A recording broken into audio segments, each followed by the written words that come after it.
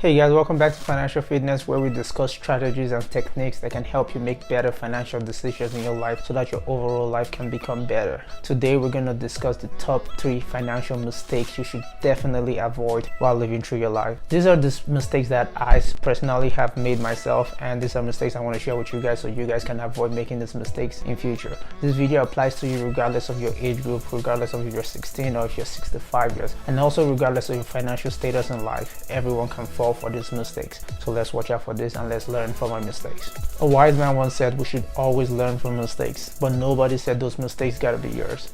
Without further ado, let's jump ahead right into the video. The first mistake you should definitely avoid is buying a car you cannot afford. This is a mistake that's very easy to fall prey to. I actually fell into this myself. It all started back in 2016, 1 year right before I graduated college. For those of you who don't know, I graduated college in Tennessee. But anyways, 1 year before this, I got what I call my first real job, which was a summer internship with a company named Cummins Incorporated. This is a company that they make plane and train engines and stuff like that. But anyways, I get this internship, and this internship was gonna pay about $5,500 a month for 3 months. I go to the internship, do my time, and after this internship, I end up saving about $10,000. As soon as this internship was over, I drive straight to the nearest Ford dealership and put down a $10,000 down payment on a brand new 2016 Ford Mustang. To put this into perspective, my car before this point was a 2003 Ford Taurus that I purchased for about $2,500 from a friend who was graduating. But anyways, I go ahead and sell this Ford Taurus and drive straight to the dealership, put down a down payment of $10,500 for the brand new 2016 Ford Mustang.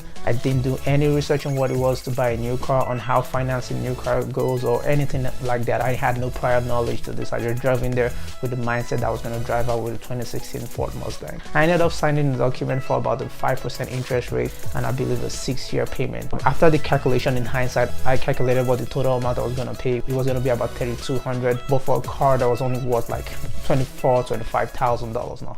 You've been bamboozled! After making this purchase, I was so freaking broke. So broke that I couldn't even afford gas to drive off the parking lot of the car dealership. It was a good thing that the car dealership offered 2 free gas pumps, full tank, upon every purchase of a brand new car. I was pretty much surviving on those 2 free gas pumps. At this point, I was earning about $1,100 working as a graduate assistant on campus.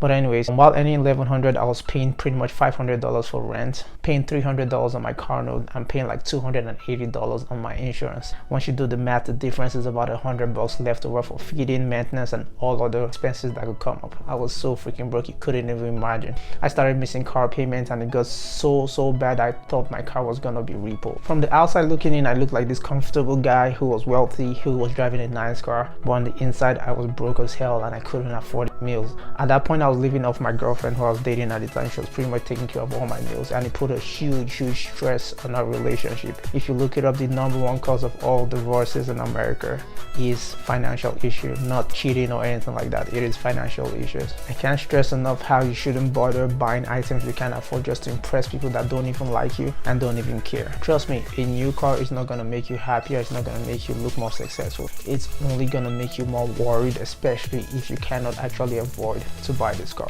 A good rule of thumb I like to follow when it comes to car is if the car isn't worth about 1/10 of your monthly income, if the car payment isn't worth 1/10 of your monthly income, there's no point buying a car. You actually cannot afford it.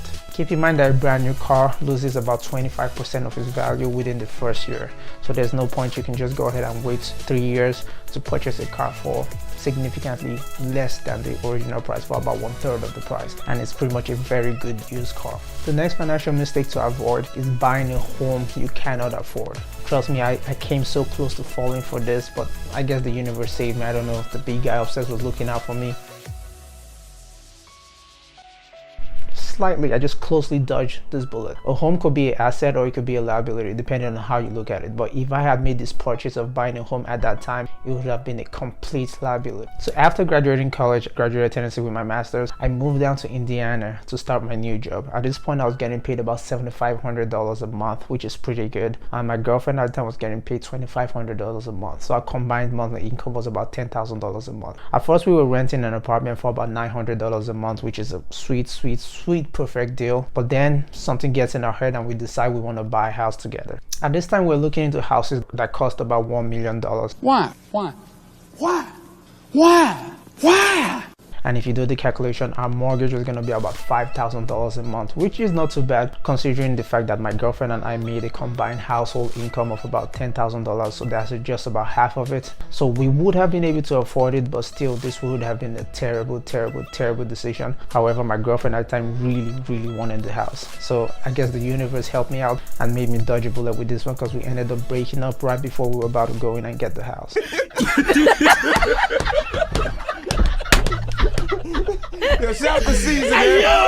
Here's my advice to you when starting out your adult life. Don't rush into buying a house you can't afford, or a house in general. If you're still younger and you're still living at home with your family, that is totally fine. Live at home with your family for as long as you possibly can while you're saving up your money and thinking about your financial future. There's no point trying to jump out of home and start paying rent or mortgage by yourself. And also, renting is almost always a better decision for most people than buying a house. So rent for as long as you possibly can until you decide is a better financial and personal decision for you to actually go into contract and buy and have a mortgage on a home. Renting most times actually provides you more flexibility because you don't have to take care of the property on the scale that the owner has to. Most times you don't have to cut the grass. Most times in apartments, all that is already taken care of. So when thinking about buying your first home, go ahead and take your time. There's no rush. Don't rush into it because it might end up being a bad decision for you. The third and final mistake to avoid when starting out your life or in life in general is picking the wrong partner. In life, things are always easier when you have a partner to share your successes and your failures with you. It's also easier to take more risk in life when you have a partner who you know has your back. But trust me, it's better to stay single than to pick the wrong financial or life partner, because this partner can hold you back as long as you let them do that to you. For instance, say you're a saver, you love to save money and plan for your financial future, your financial fitness and your financial goals. But on the other hand, you're dating a girl or you're married to a girl who's an extreme spender. I'm gonna go ahead and save you trouble and tell you there's a high chance that relationship is not gonna work. This is because the spender is gonna keep holding you back. And keep in mind that it's actually unfair to your partner too if you're a saver and they're a spender, because the saver believes they're planning for the future. So they get a good feeling whenever they have a good or strong savings account. On the other hand, that same feeling the saver gets from having a strong savings account is the same feeling the spender gets from buying all the stuff or wasting money on all that stupid stuff. You're depriving your significant other or your partner of that feeling you're getting from saving. So I can tell you that relationship is terribly unbalanced, and it's gonna take a lot of compromise for it to work. And as adults, it's really hard to change adults. It's possible, but it's really difficult. And I never advise trying to change people. Meet people and accept them the way they are, accept their differences, accept their uniqueness. And if you can't, there's few billion people in this planet, so there's someone else for you to meet, trust me. Keep in mind that financial issues is actually the #1 cause of divorce in the world. So if you're a saver or financial minimalist like myself, you need to find a partner who's actually worse of a saver than you are. By worse, I mean they're an extreme saver, that whenever you try to make a purchase, you're like, hey, no, we're not spending money on that, we gotta save this money. That is the kind of partner that will work for you. That's it for the video, guys. I really hope I was able to teach you guys some lessons, some situations to avoid in life as you go forward and chase your financial freedom. I'll see you guys in the next one. Take care.